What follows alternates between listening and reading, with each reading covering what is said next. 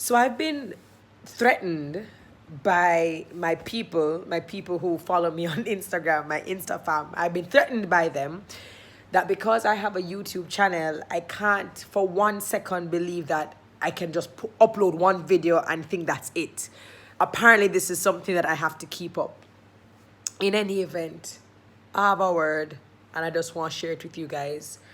I'm sorry if I'm not like all perfect, because I understand that in the vlogging world, people usually have like background and light, and yeah, it's not gonna happen. So the word is opportunity. I sat down here a while ago and I thought about, small up yourself. I thought about how it is something that we say, and for those of us who take minibus or know what it was like to take minibus or a robot taxi or everything, what you'll usually hear the driver say or the loader man say is, yo, small up yourself. And, I just kind of laughed to myself and I started thinking that that's not the only place that we small up ourselves. A lot of the times, culturally, that's what we do, especially if we're women. But this goes across the board for both women and men. I find that we tend to shrink. We tend to try to, hide our talents. We try to dumb down. We try to lower our voices or to reduce our star quality. And we do it a lot in the hope that we won't threaten someone, that we won't embarrass someone, that we won't show up someone. And more importantly, sometimes we do it because we're very self-conscious and we don't want to bring a lot of attention to ourselves. But then we want to get what's due to us. We want to get the credit when the credit is due. We want to be promoted. We want to be seen. We want to be acknowledged and awarded or rewarded for our great work or our great performance.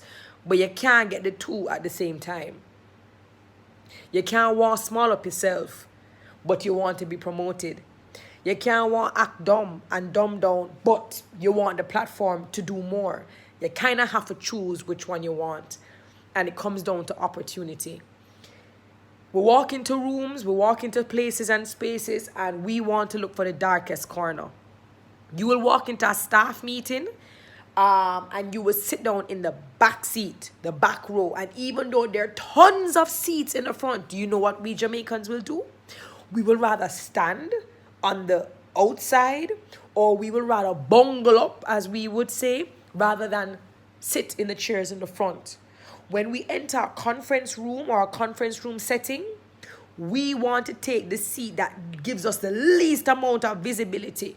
We don't want to take the head, or we don't want to sit in the center where you can sit both sides and everybody can see you. No, we try to small up ourselves.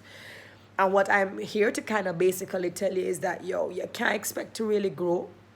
You can't expect to really step into your greatness if you're going to continue to small up yourself, because there's going to be an opportunity that comes your way that you're not able to grasp, or the opportunity won't even look for you because you're too busy smalling up yourself. So let me talk about opportunity. I remember when I used to work at the Gleaner Company, right? And I remember my boss sending me a message and saying, "How old are you again?" And I was like, well, this is a strange question. I'm like, most people don't ask women how old they are. I'm like, yeah, I'm 31. I think at the time I was 31. And he said, all right, well, guess what? I'm going to be putting you on a plane with Norda Craig, who was the business development and sales manager of the Gleaner Company Media Limited. She still is. He says, I'm sending her across to a media conference, both print and digital. And there's this sale, this special sale that is going to allow us like half off the conference fee if they send an employee who is like between the age of, who's younger than 34 or 35. So I was like, all right, no problem. Didn't think about it. It would have been my first media conference working at the Gleaner Company Media Limited. So I said, all right, no problem. Sent in my documents, passport information, XYZ. And before we knew it, me and Nadia were at Norman Manley International Airport getting ready to board this flight. It was a two-day conference in Florida. Cool. So we stop at the duty free. before we get to our gate. You know, a Jamaican thing. You buy a white rum, or you buy an Appleton, or you buy something, a coconut rum. You buy something as a token. You don't know if you're going to box somebody or somebody going to assist you in any way, but you always walk with a token that you can hand off to somebody who you might meet on your journey. So I think we bought like 2 bottles or whatever. Get on our flight, we reach there. Now, for persons who may not know this, I'm actually quite an introvert. And I know people are going to be like, hey, Terry, you're not an introvert. Terry, how are you going to be an introvert? That's for another YouTube blog. That's not for this one right now. But I tend to be guilty of the very same thing I'm talking about. At cocktail hour, I look at my watch a lot because I want to know when, I can go. I'm socially awkward sometimes, and if I don't know people, I'm just like, oh, do I have to mingle? Do I need to go up and introduce myself and be like, hi, I'm Terri-Karelle from Jamaica. How are you? What do you do? It's just very awkward to me. So when we got there, we went to this welcome reception, which I really didn't stay very long for. I stayed in the back. Nordy was like, come on. And I'm like, yeah, you go. I'm going to go get some drinks at the bar. And then, I'm going to just disappear when nobody's looking. And we started our first day of conference the very next day. Very nice guy, Bernard from Canada. He was the moderator, and he was going through the different, speakers, the different topics. And he had these little gifts on the table. So after each session, after each topic, he would ask a question. And the attendees, if you're able to answer the question, you'd get a little token. It ranged from different things, from key rings to stuffed toys to honey to just random things. So I got up, I think after the session was over for that first day, I went up to him. Now, Nordy and I spoke about it, and we're like, well, maybe we'll just get him the rum because we're not going back with it. So I went up to Bernard, and I'm like, hey, hi, what's up? I'm an attendee, cleaner company, Jamaica. We have a bottle of rum here, which we'd like to give to you as a token for you to give out because we don't plan on going back with it. And he said, oh, thank you so very much. He really appreciates it. We never thought anything of it. Left him with a bottle of rum. We go do whatever. We come back for the second and final day. We stepping in the morning, we're sitting down at our desk. Normally, I would have taken the desk in the back because, again, I am guilty of the very same thing I'm talking to you about. But I am learning, and I have actually made dramatic changes. But because Nordy is there, Nordy is sitting like, she wants to sit up front or whatever. So I'm sitting up beside her, fine. Bernard comes over and he says, hey, thanks for the rum. I went back to my room and I started thinking about something else that I can do differently to start this morning's session. So I'm like, okay. Bernard opens with a video of Usain Bolt. Please understand that this attendee is not with just Jamaicans. We're the only 2 Jamaicans there. Everybody else is from Canada and other places, mostly cold places. So he opens up with this video from YouTube. It has Usain Bolt. It's speaking about the greatness of Jamaica. And in my head, I'm like, oh my God, because now it's going to draw more attention to us. Why? So I sat down there and I smiled every now and then. And I was like, oh God, let this be over very quickly. There's a part of you that's proud, but there's another part of you that is like, okay, so this is a conference. Why are we doing this?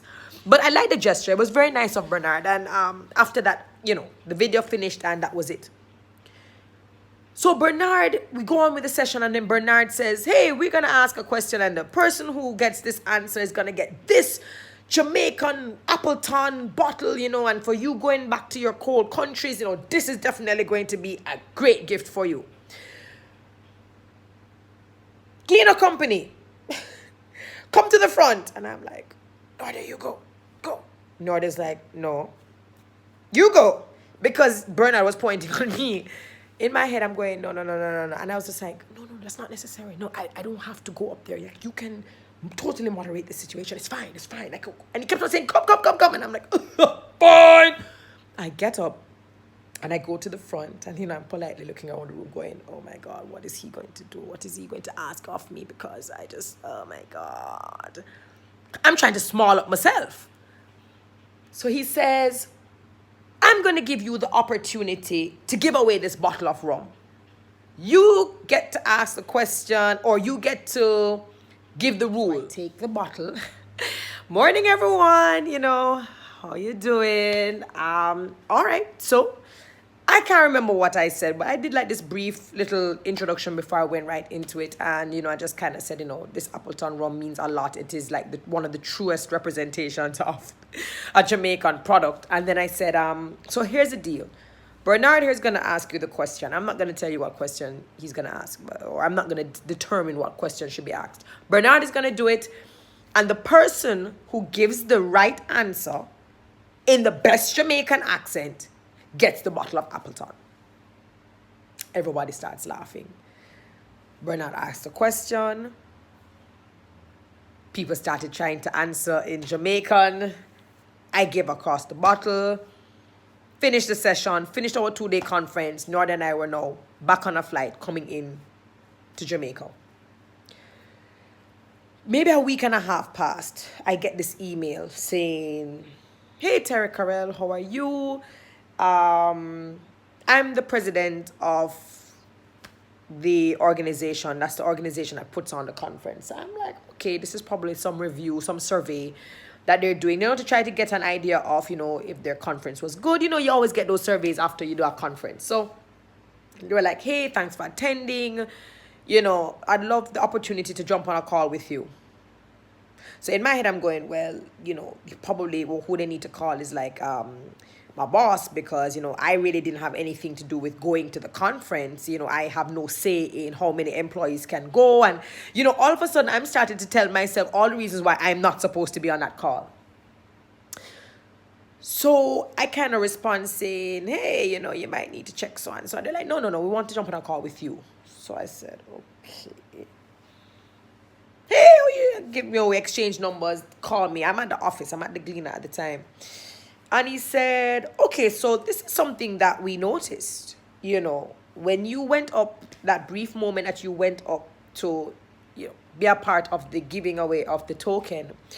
He said he was in the back of the room. I mean, this president was just walking around the place, and I didn't know him. I didn't know who he was. And he said, yeah, I noticed that when you went up there, you started to speak. He said, I looked up because you had such a commanding voice. And then when he looked around the conference setting, he said everybody was listening to me very keenly. I had captured their attention. And he said after everything finished, he kind of went across to his administrative staff, and he was just like, so who was that? So, of course, they're checking their log, and they're like, oh, it's either Nord or Craig, or it's Terri-Karelle. He then Googled me. Understand this. I was saying I didn't want to go up there. I ended up going up there anyway. Tried to make my thing as quickly and as short as possible to then leave. This man then Googled me, did his research to see who I was, tried to figure out who I was based on whatever he got in that moment. And he said, so every year we have this global media awards thing. We have the best of the best. Washington Post, Financial Times, New York Times, The Guardian. He starts calling all of these newspapers from all over the world. And he says, we put on this massive, it's like a 5-day conference where people come in, and this is where we see innovation at its best and what news media houses are doing, and, what should be implemented and what works and what doesn't work. And in my head, I'm going, okay, so you're trying to sell us on probably getting tickets to go to the next conference, right? It's got to be. And he said at the end, we have this massive gala that basically brings everything together, and we hand out awards to the best in show, the best in class, the best in category. And I'm like, okay, so we're supposed to buy tickets to go to the ball as well, or the gala. And then he says, we would like you to host it. What? He said, yeah, we would like you to host it. We fly you in, accommodations, everything that you need. You'll have access to the conference, blah, blah, blah, blah. He starts giving me all of the information. And he says, we would like you to be the host. Now, understand that I do not have a relationship with these people. I must have been up there for no more than a minute.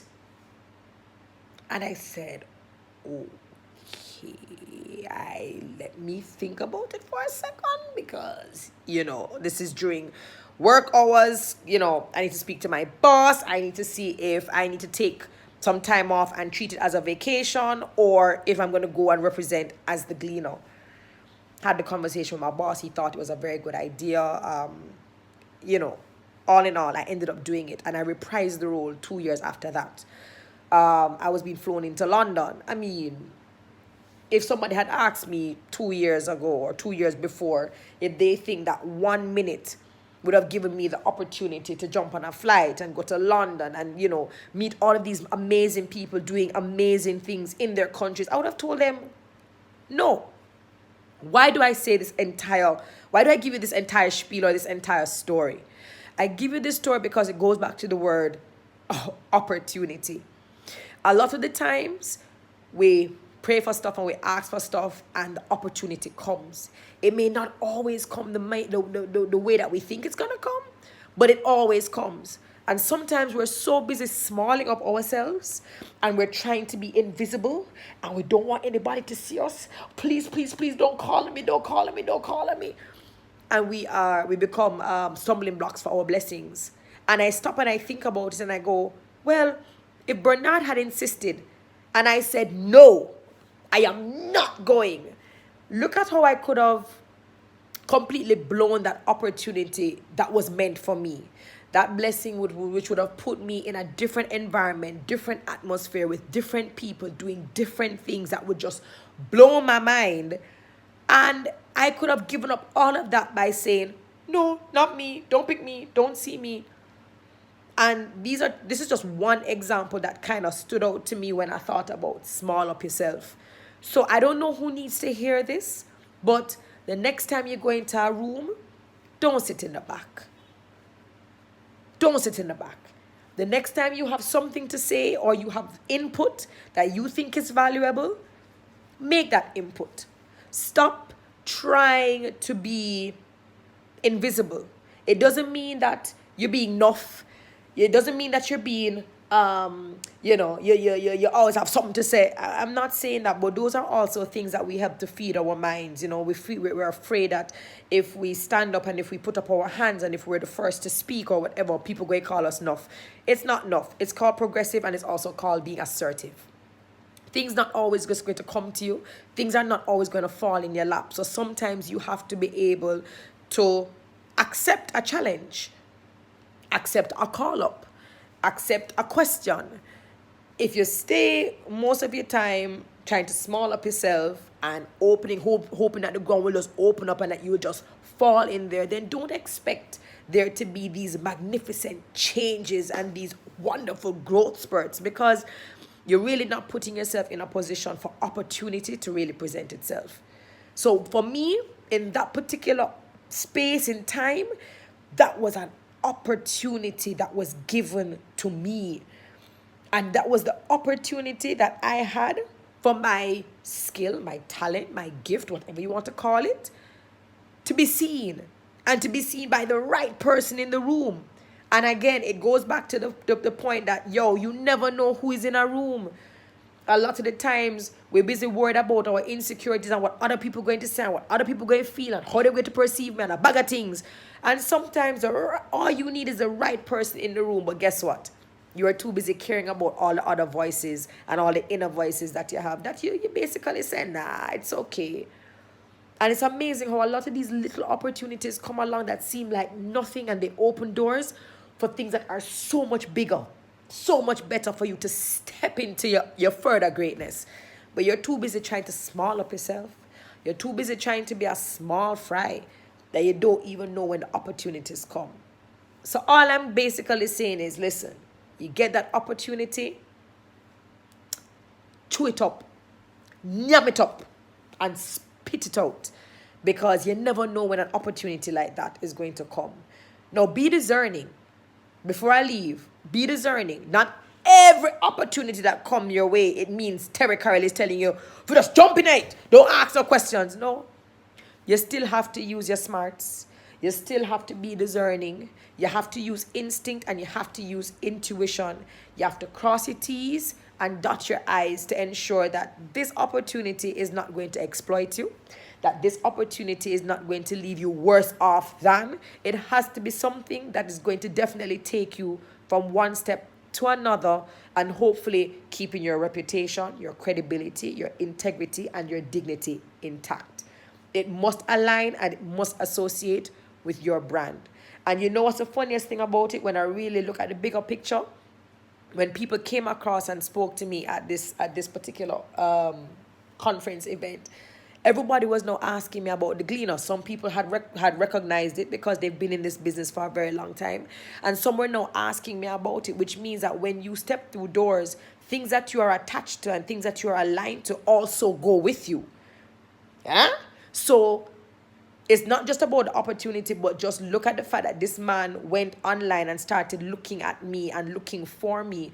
Therefore, the things that my brand was associated with, the things that my brand aligned with, the things that my brand touched, were all deciding factors as to whether he sent out that email or made that call or made that investment in me. So again, something as simple as you come up here and give out this bottle of rum had so many different facets and so many different aspects as being a part of that opportunity. So don't take opportunities for granted, and don't take the things that you do for granted, and the people who are your friends for granted, and the things that you post and that represent your brand on and offline. They all speak for you, and they speak before you even get a chance to. So again, stop small up yourself, and when those opportunities come, make the most of it. All right? I wish you all the best.